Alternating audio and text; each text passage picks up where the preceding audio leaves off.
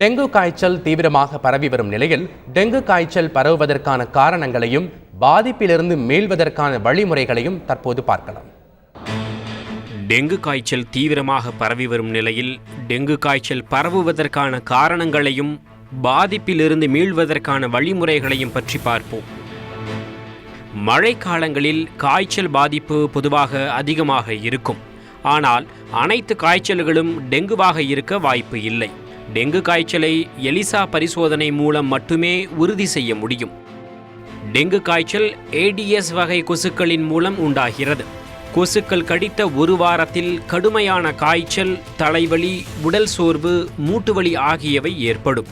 இவைதான் டெங்கு காய்ச்சலுக்கான அறிகுறிகள். டெங்கு காய்ச்சலுக்கு என தனியாக மருந்து மாத்திரைகள் கிடையாது. போதிய ஓய்வு, சுற்றுப்புறத்தை தூய்மையாக வைத்துக் கொள்ளுதல், அதிகமாக சத்தான நீர் ஆதாரங்களை உட்கொள்ளுதல் ஆகியவற்றின் மூலமே டெங்கு காய்ச்சல் பாதிப்பை எதிர்கொள்ளலாம். டெங்குவை உண்டாக்கும் கொசுக்கள் பெருகாமல் தடுக்க மழை காலங்களில் பழைய டயர்கள், பிளாஸ்டிக் பொருட்கள் ஆகியவற்றில் தண்ணீர் தேங்காமல் பார்த்து கொள்ள வேண்டும். தேங்கும் நீரில் கொசுக்கள் பெருகுவதை கட்டுப்படுத்த உரிய மருந்துகளை தெளிக்க வேண்டும். நிலவேம்பு குடிநீர், பப்பாளி இலைச்சாறு, மலைவேம்பு இலைச்சாறு ஆகியவையும் டெங்கு காய்ச்சல் வராமல் தற்காத்து கொள்ள சிறந்த பாரம்பரிய மருத்துவ முறைகள் என்கின்றனர் மருத்துவர்கள். எல்லாவற்றிற்கும் மேலாக சுற்றுப்புறத்தை தூய்மையாக வைத்துக்கொண்டு கொசுக்கள் அண்டாமல் பார்த்து கொள்ள வேண்டும்.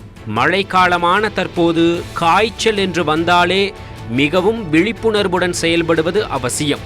காரணம், உரிய நேரத்தில் சிகிச்சை எடுத்துக்கொள்ளாமல் இருப்பதாலேயே டெங்குவால் உயிரிழப்புகள் ஏற்படுவதாக மருத்துவர்கள் தெரிவிக்கின்றனர்.